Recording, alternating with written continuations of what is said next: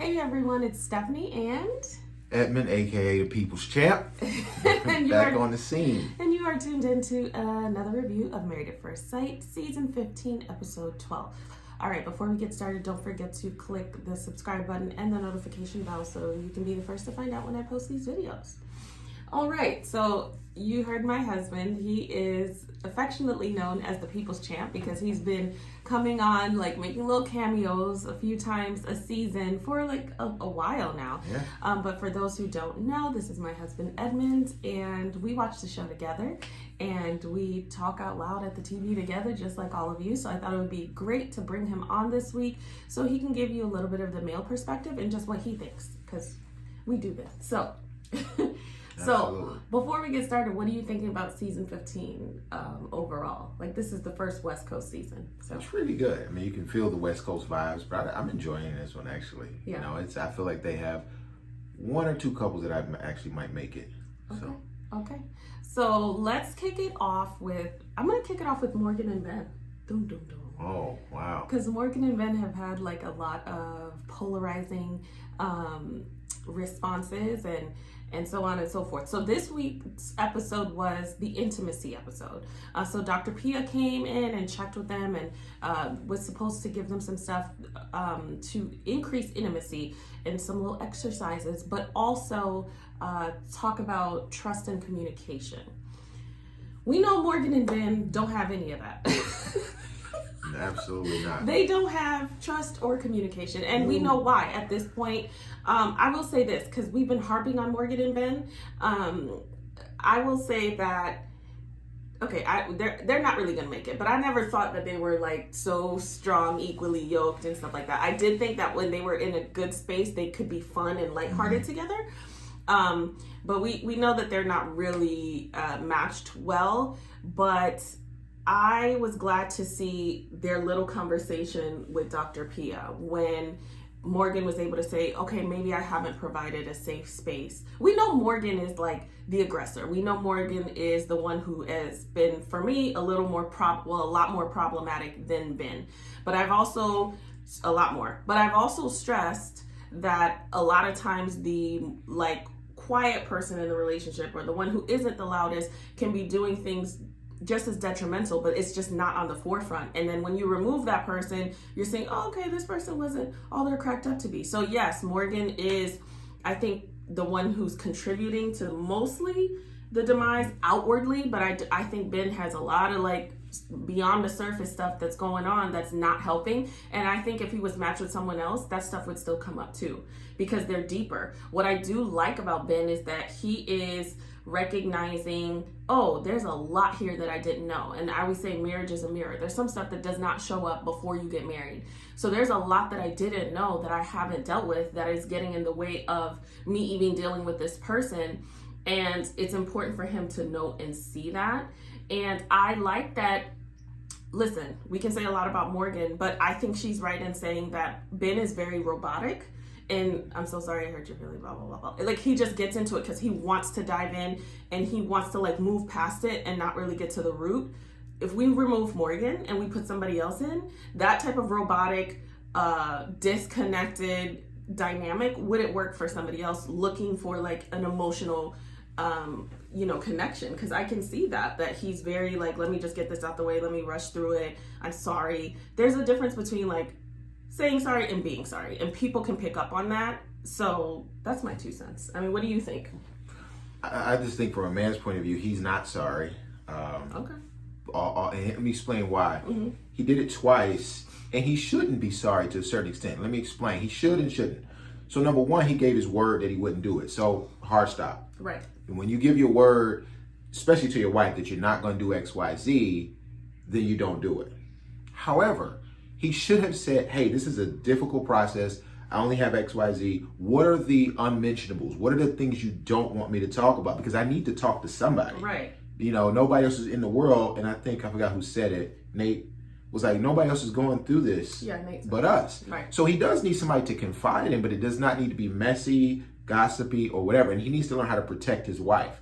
Yeah. Not just physically, but emotionally. And what you say to somebody, you shouldn't have an issue with somebody repeating that if, especially about your wife, you don't want to make her look bad or say something that she's lying. So that's number one.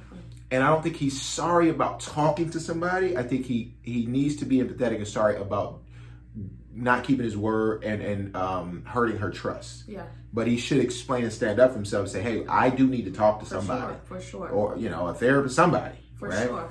For sure. But, go ahead. I was saying last week, I had mentioned, it's not necessarily him even talking to someone, but I feel like the way that it's coming back is maybe not as respectful. Yeah, that's it problem. Feels like you can talk to someone trusted, but even then you teach people how to treat your spouse and how to treat your relationship and have respect for it. So if my husband's frustrating me, the way in which I communicate that to my friend will say one of two things. Oh, she doesn't respect him and I don't have to either. Or here's someone confiding in me about someone that they love deeply, and let me respect them in the way that I listen and respond. And I don't think that's happening. And it opens up a door for, she's like, well, what is he saying to his family? What is he saying to his mom? Yeah. It's just a place you just don't want. You want your wife to be like, oh, I know he not going to say that because he doesn't want anybody to look at me any type of way, right? The other thing, Ben gives me like, it's kind of like if you catch the end of a behind whooping, like you go out in the street, you see somebody getting whooped, and you're like, oh man, that poor guy. But he could have been the bully. He just lost. Yeah.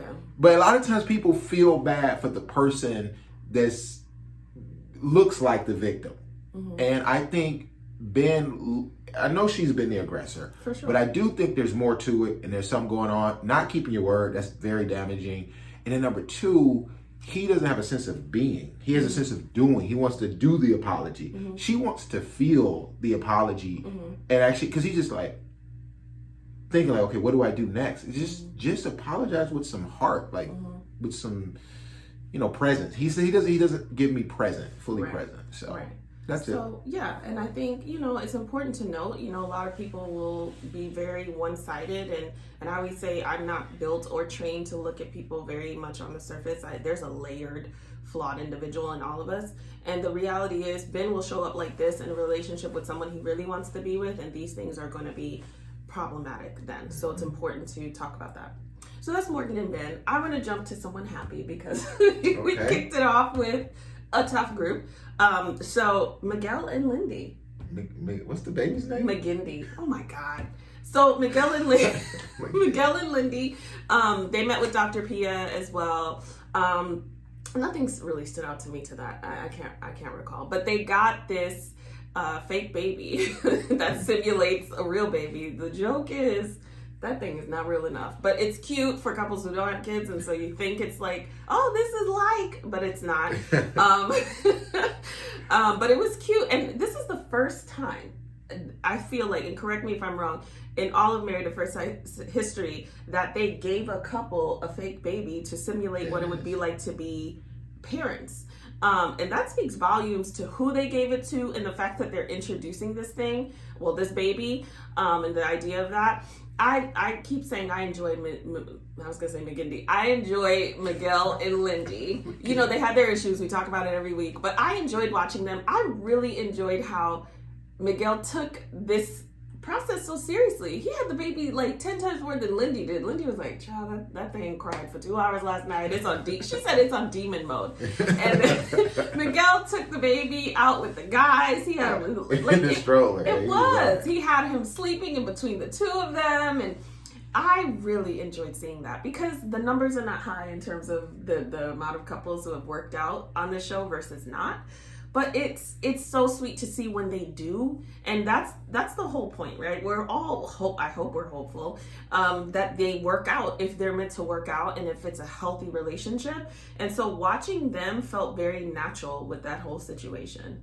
And I think that they have really good energy, and I think it's just they're so nice. Especially Miguel was like very much cynical and very much like, oh, this could not work out, kind of setting himself up to not be disappointed, not be hurt. And he's kind of dove all in, and she's doing well, and I like them. I enjoy watching them. So what do you think about Miguel and Lindy? First of all, I think the baby was great. But it also, there's no level of intimacy higher than a child, than creating a baby. It doesn't exist. Yeah. So I think where they saw them was like, okay, they're pretty good. Let's throw this at them, so we can see where they go with it. And I don't have much to say on that. I will just comment on one thing you said about the baby, you know, everybody not working out. Yeah. I think people look at the show the wrong way. I think if you look at, if you interview how many people worked out, Right. but then you interview all the contestants, all the people that were in the show, and ask them, have you started therapy? Have you found a flaw in yourself of why you may have been single, or why you're how you could be strong in a relationship? The numbers are probably 80%. Without Chris, that's the only person that's perfect. But other than that, I think everybody would say that. And so, you know, I don't really have much. You know, I do like that he's come around and just became, looks like he would become a great father. But he didn't really suffer from being passionate and intimate. Yeah. He suffered from just getting it be in his head. So. Yeah, agree. All right. So next couple, Kristen and Mitch. So Kristen and Mitch had an... I'm just thinking about what's the name called him. Lindy? Yeah. Lindy's spicy, man. Which they were all together in the group, and she was like, funny. he just doesn't have to be... Rhymes with Mitch. Yeah. Starts with me, you know. That was funny. I thought that they had they continue to, like, to me, they're like this flower that continues to expose itself every week. Like, when they first started, for me, it was like, absolutely not. And I don't necessarily know that I'm, like, thinking that they're gonna make it to the end, because I think they have such different, like, worldviews. And I think although they're enjoying each other, they're aware that they're in this pink cloud. Yeah. And although they're, like, seeing some issues with each other that are significant, they're also aware that the part that feels good isn't sustainable for an entire marriage, an entire life together. And I thought that their session with Dr. Pia was interesting. It was indicative of kind of where they are and what's going on. We saw Mitch, I think he expressed something about childhood, or I forgot the question, but it had to do with childhood. And then Kristen answered the question, and it was like superhero for, like, childhood, and the way she answered it. And she talked about her mom, which made her emotional. And Mitch met that with questions instead of kind of, like, listening and being empathetic. And she kind of snapped. For me, that process or that response was more indicative of where she started at the beginning. Very insecure.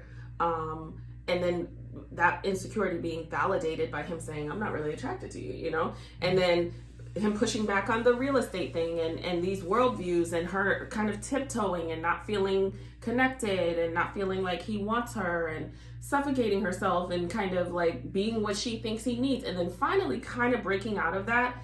And then she's expressing this thing that's so significant to her, and he responds in a very different way. I feel like that response probably was overly sensitive in that moment.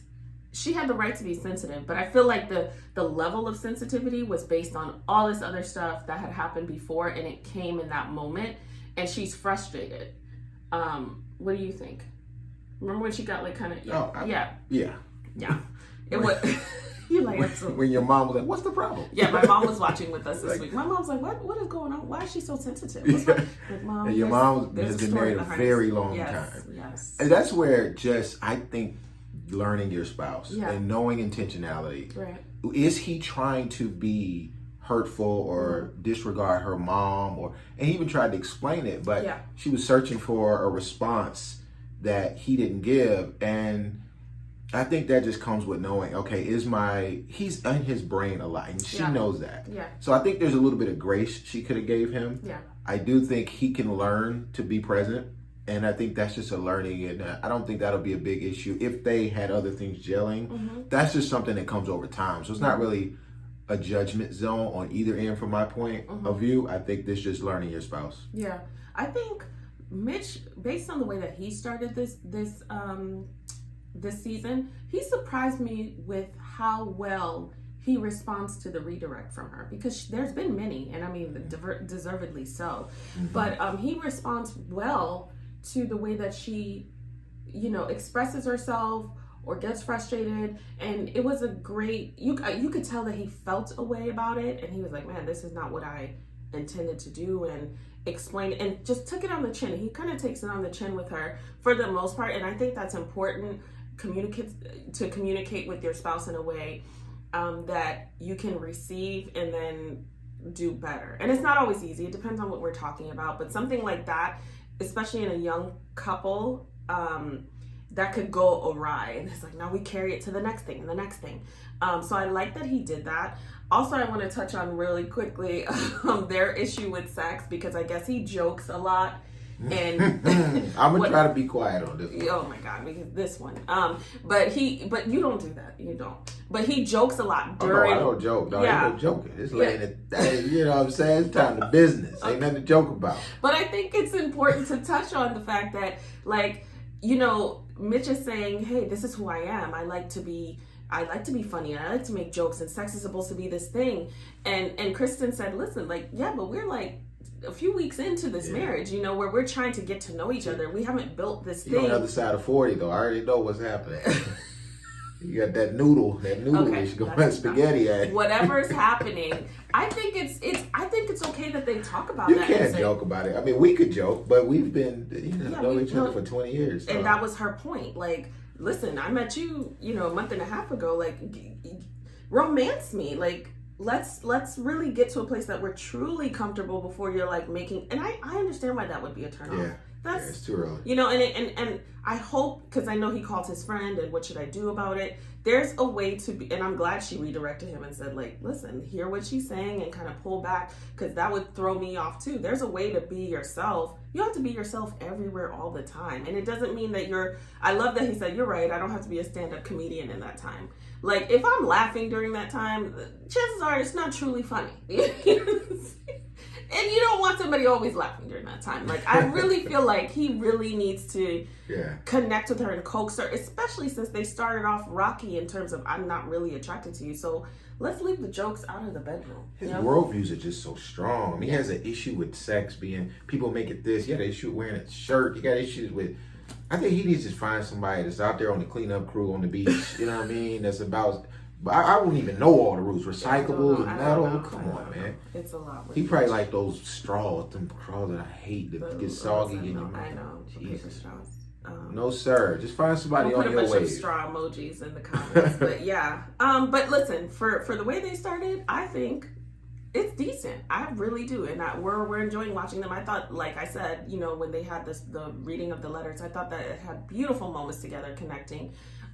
So we'll see. That's Kristen and Mitch. Next we have Nate and Stasha. So Nate and Stasha, it felt like a pay-per-view at this point. Like they give us the footage. I mean, nobody's asking for it. I'm not asking for it. But who's recording in the shower though? That's a lot. They gave us a lot of footage in the shower, and then this with the sex swing, and you know, I mean, okay, bye y'all. Like, that would have been the time to be like, before you get into the swing, okay guys, stop filming. They give us the footage. I feel like they're open to it. That's a lot. They're open to it. It's a lot. And once again, why is it How'd you like that swing though? How'd you like this? Once again, we watched with my mom, okay, because she was there for the night. The one episode, my mom has never watched Married at First Sight. The one episode that she watches with us. We both look at each other like, we're like, oh my God, why do you automatically feel like a child when you're watching something with your parents? I'm not even going to talk about what she said afterwards. Yeah, but... made you so uncomfortable. Yeah, but, you know, Nate and Stasha, listen, I think what's important to point out about Nate and Stasha in this episode is that Stasha somebody really needs to be very direct with her in saying what this relationship is. And it's not something that she can control. This idea of trust and her saying, well, I have to be able to essentially quantify it. And if you say the sky's blue, I need to be able to look at that. Girl, there's no relationship like that. There's no friendship like that. There's no, you quantify it by positive experiences, and you have to wait for those experiences. So for her to say that, you know, I think sometimes there's a time to kind of take the scenic route and you know, advising someone. And I feel like there's times where you just get on the highway. And that would have been the time you get on 95 and be like, this is not that. If you are in this marriage to gain trust by having this checklist and being able to see this thing before you believe it, like, you're not going to do well, because relationships don't grow that way. Intimacy does not grow that way. The element of the unknown and being able to feel safe and validated through experiences daily is what creates that, you know? So the thing that Dr. Pepper told them to do, like whatever thing it was to, relinquish that control, I thought that was good. But she needs to know it. And I would want to just say it to her. This is not that. And are you okay with that? Because if you're not, then you shouldn't have done this.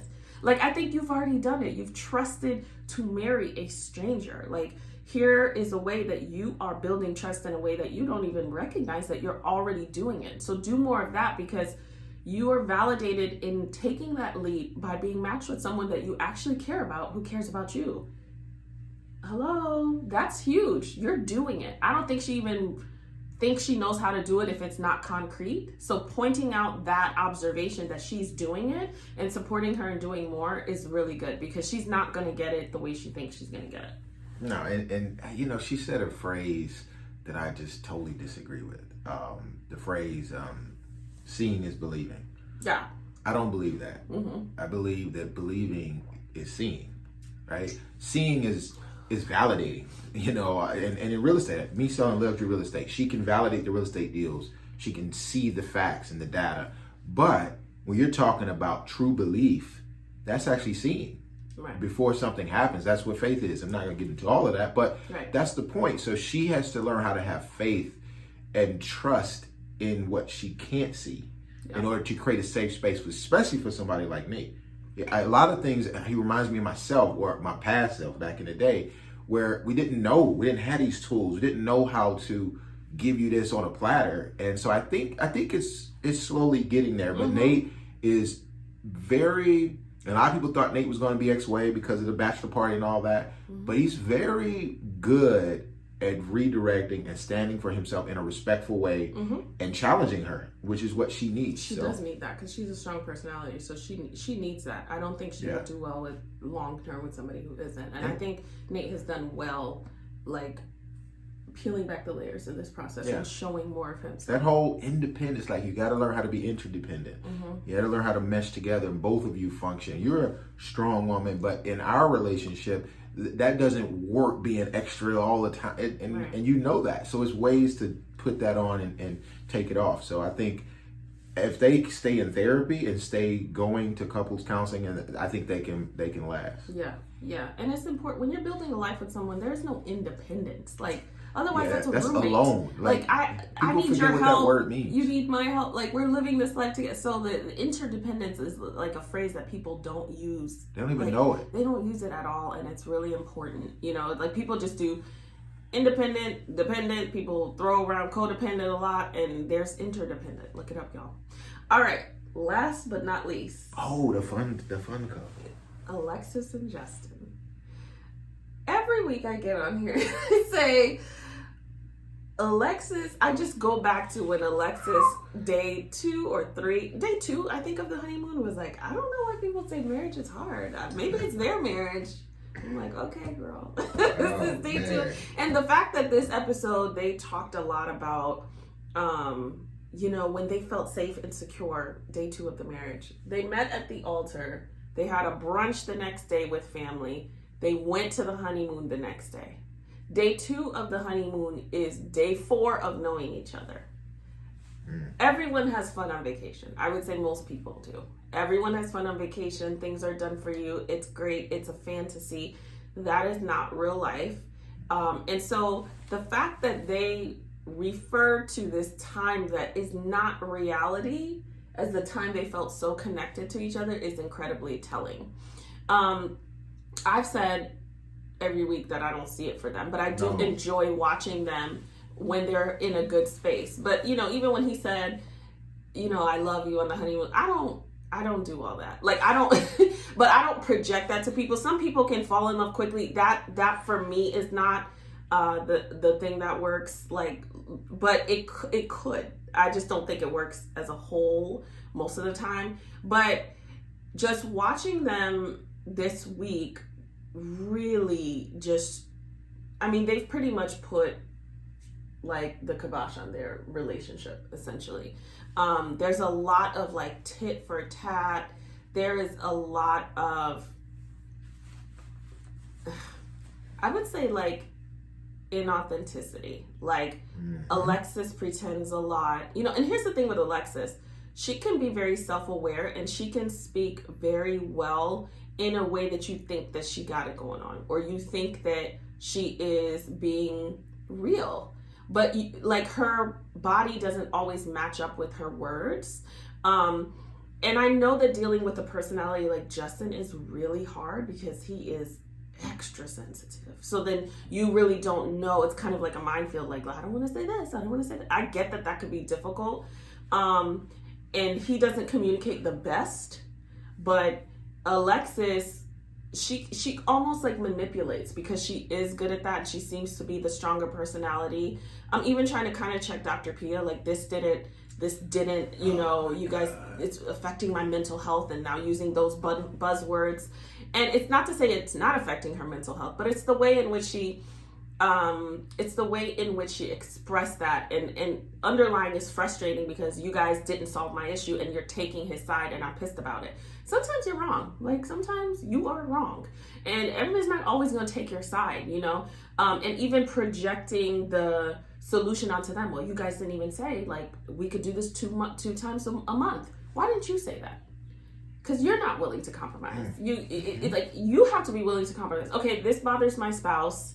This is really frustrating. How can we do, Alexis, she's hanging in there, but we've always known that he's not really her type. And I don't necessarily know that she's Justin's type. I think Justin will hold on to anything that's holding on to him as long as it feels good. And we're seeing the demise of that. And then we're seeing that he's probably really hurt from all this other stuff that we're seeing. Now the sex talk is coming up more than usual, and we're seeing that he feels a way about it, and he's getting frustrated, and it's all coming out. Like, all of it came out this episode. There's more, but I'll stop here for now. It's a couple things on this one. Number one, I just want to start with the fact when she came out before that stripper pole, I told you, like, they're not gonna have sex afterwards. No. I knew it was for TV. It wasn't for him. Yeah. It was for the fun of it and all that other stuff. I was just like, it's not, if it don't lead to the action, then what are we doing? Like, what's the point? That's number one. Number two, I think the most difficult person to be in a relationship with, have you ever experienced a person that lied to themselves and believed it was the truth? That's Alexis. I feel like it's better. I don't have anything to say. Then on the cut, she's like, I felt this way about it. Oh, I feel like being quiet is sometimes the best thing. And then you lose it later on that night. Like, say what you mean and mean what you say in a respectful way. What that's showing is you don't know how to communicate. Yeah. And then you like to blame. Yeah. And you're shutting down. Actually. Absolutely. Yeah. And I do think Dr. Pia could have went into like this. It's two other questions I think she could have asked. When she said, "Oh, you didn't solve my thing," based on what you were saying, is okay. How would you have solved it? Yeah. And then when people hit you with the infamous, I don't know. If you did know, how would you solve it? Yeah. And a lot of people will. It's weird that question is a question, but it triggers people to actually do the work. Well, that's what therapy is supposed to be. I've had many people sit with me and say, "It's your job. You fix me." No, I'm not a psychic. Like. First of all, not really into those anyways, but I'm not, you're here to do the work. So that's why I said she projected. Well, you guys didn't even say what the solution is. What do you think, if you care enough about your spouse, if my husband has a real issue with a particular thing and I really want to do it, and we express ourselves, okay, how can we both win a little here? Yeah. If I care, if I don't, I'm going out, and I'm sorry, that's non-negotiable. Like, the idea of her going out with her friends to the club or to brunch or whatever every weekend. Man. Here's my thing. Because she said it's not always the club. Listen, let's start here. Each couple is different. So where some men might be like, the club all the time. Like Nate was like, you're married now. The club all the time. Like, what are you doing at the club? Because we know the vibes at the club for the most part. If you're doing consistently, it's not to say you can't go to a club and have a good time with your girls or your guys. But when it's consistent, usually we're on the prowl looking for some action. We're looking to be the action. You're not even there, but you start drinking. And then now you or other guys or whatever. Absolutely. Or your girls. If there's, you just never know. But beyond the club, it's like, it's not even that, because she says, it's not always the club. Right. It's the fact that she is out every single weekend. And she quantifies it by saying, it's only 2 hours. And it's only this, it's only that. I know how I feel about it, but what do you think about it? What do you think about the every weekend and the non-negotiable of it all? Listen, that's not even the truth. The truth is she don't want to be around him. Yeah. Like, if y'all were putting it down, if y'all had great energy and things were vibing, you wouldn't want to. You'd be like, girl, I've seen you do it, girl. I'm not, and they will respect it. You girls like to hear, they don't like to hear it, but they like to hear it. Yeah. When they're like, girl, I can't do it this weekend. We got some action going. You know what I'm saying? It's like, but that's not it. And he knows it. That's the problem, because he knows she wants to get away from him. Now, let's just say that wasn't the case. The whole don't threaten me when I could go out Monday, like, you know, I could go out Monday, Tuesday. No, you can't. Yeah. No, you can't. Like that. Just go home then. Like, because that threatening conversation is terrible in a marriage. Yeah. Absolutely terrible. And then the second thing is, it's never 2 hours, because you got to get dressed, you got to put your makeup on, you got to drive there, you got to do that, then come back, and you're just not present. So I think they would just skip past the BS and say, look, and he tried to, but she, again, lied to herself as if it's just, I have to do this. And y'all not even married long enough. You're still going through a process. I think, and I told you, I think she's already made a decision, and that's why she's doing it. Because she's not in it to try to say, I need to spend as much time as I need to make a great decision. And Dr. Pia said that, like, kind of like, what in this short amount of time that you're getting to know each other that you would opt to have to go out every single weekend with your spouse? For me, it's not even about the going out. Let's say every single weekend I have a Bravo marathon and I can't talk to him for 6 hours. It's about this thing that is specific to you and what you want, idolizing and being prioritized over the person. Like the football game on Sunday. Listen, the Detroit Lions. I'm fine, because that's my time. Absolutely. Listen, that's football season. But listen, we've been in the game for a minute, so I don't care. But my thing is, like, leaving each other. And but maybe it's not a club, though. That's another thing. But it's also not including. Like, you include me, not that you have to. Because, listen, everybody can have their time in a relationship. But you include me, I've included you at times. And sometimes we don't include each other. But specifically for them, they're only in this for 8 weeks. Why can't you say, like, if we're going to live a whole life together, some of these rules that start at the beginning because you think it has to be a thing, towards the end, or not the end, but towards comfort, and we've been in this thing for a minute, like, we'll start adjusting. Oh, I can do that. Oh, I can do that. I can, like, we're a full day of football at the beginning of our marriage. Babe, we're going to go the whole day.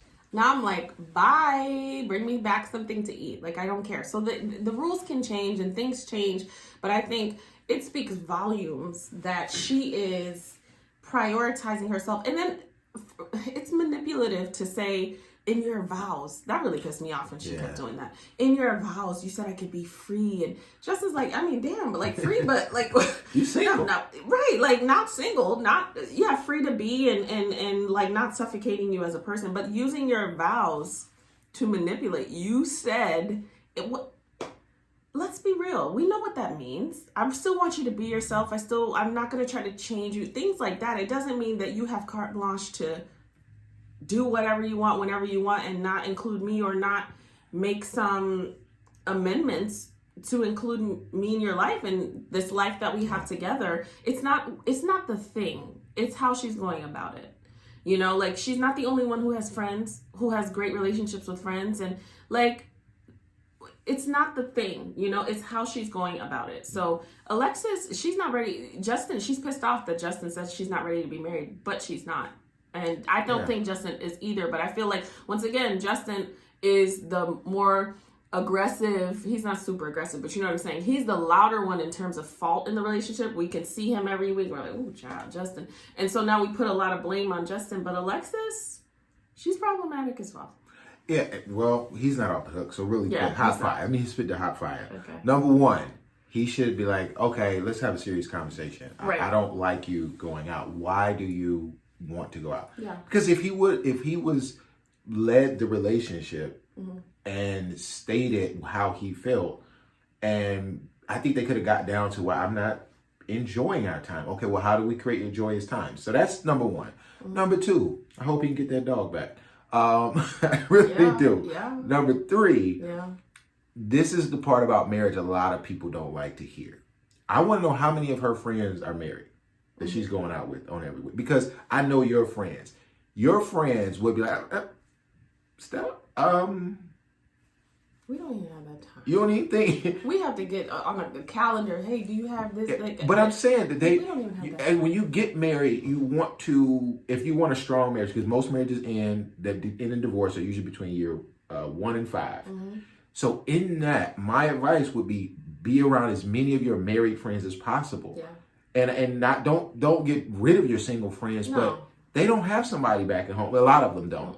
And they won't stand for you the way a married, like, I'd be like, bro, why you just got married, bro? You need to go home. Yeah. Like, don't hang with us. We 5-10 years in, we can drink and hang out, but you need to kind of sow that seed. Curtail that, you know. And I don't think she's getting that. So your support cast is very big, but he's not off the hook. You know, he's not. I mean, it's abandonment. He feels like he's not wanted and he's not good enough. That's really what it is. And I think he might be valid in feeling that because I don't think he's her, good enough or wanted by her. It's not funny. I'm just saying. I mean, he's good enough for somebody. No, just not her. Right. That's what I'm saying. He's valid in feeling that because I don't think he is good. I don't think. But from her perspective, she is giving off, you aren't good enough. And I don't really want you. Like, what is trying sex every time? Like, how y'all continuously trying to have sex, but it's not happening? It's either it's happening or it's not. She doesn't want it. She's made her decision. That's what it is. But people forget the money, man. They get them checks. So she want to keep that check. Well, they're contractually obligated to. So there's that. Yeah. Or they don't want to get sued and all that stuff. So. Yeah. You know. So that's that. I mean, you know, we will see. But we saw kind of like the fangs come out for both of them this time. And especially Justin. Justin will shut down. He'll get a little explosive. But we're really seeing him say, listen, I'm glad he said that. Because it's true, you know, if Newton was the aggressor, you wouldn't just get rid of Newton, you know, if this was that, like, kind of expressing himself. And I think, you know, using that exercise to be able to do that was good because it could have gone down a different direction if it was in a different time. And sometimes as spouses, we need to have a place that we create that is like, rules. There are rules. Like in this space, you cannot yell or argue or does it turn into something. So it gives me the space to be able to do that. That's one of the things that we have. We have like monthly family meetings, and at the end, there is an emotional component, and that is a space to share whatever you want to share. And it's not supposed to turn into an argument. So it triggers your active listening so that I can really listen to what you're saying. And if we need that at a different time, because you can't wait for first of the month every time or whatever we have this meeting, then you request that safe space. And he needed that. And man, when he had that, or when he created for himself, I haven't heard Justin speak to her like this the whole season about what he really feels instead of just trying to keep it together. So and the last thing I think he should be more honest. The thing I don't like about him though is I don't like his demeanor when he yells. Yeah, and then afterwards, it's like a validated thing, and we don't yell. That's not our son won't see us yelling at each other because that's just not how we operate. It's a level of respect. So I really think he needs to work on that, and nobody's called him out on it. I just really rubs me the wrong way. Yeah. You can get what you need across sternly without yelling. Yeah, because you want to create those rules of engagement that I talk about all the time, where you learn to argue in a way that doesn't have to be disrespectful. And it doesn't mean that you'll never cross that line. There's things that come up, or there's times in life, whatever. But A, you don't know that you've crossed the line if you haven't drawn it. And B, if you are receptive to what you're actually creating, then you're going to be less inclined to do so. So that's our 2 cents. We should add another rule.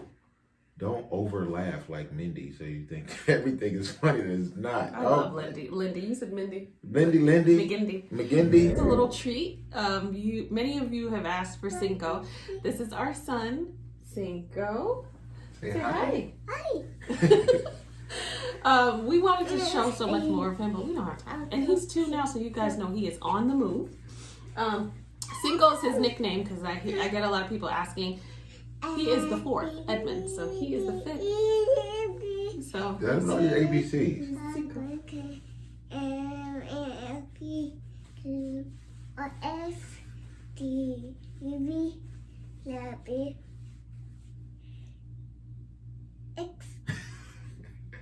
Y, Oh, it's drama. You're a drama boy. So this is Cinco. He is 2 years old. He's exciting, y'all. We love him, but we want to share more of him with you guys. But you know how it goes. You don't have the time you think you'll have. But I know you guys were asking to see Ed this semester, this season, and then other people were asking to see Cinco. So I was like, what perfect way to end this video than bring my two guys on. Cinco? Yeah, I just told him you're the fourth and he's the fifth because people will ask like, yeah, you're the Yeah, fourth. that's his nickname. Yeah, so that's his nickname. His real name is Edmund. Yes. But he's too young to be called Edmund right now. Yeah. Okay, well. What? Say.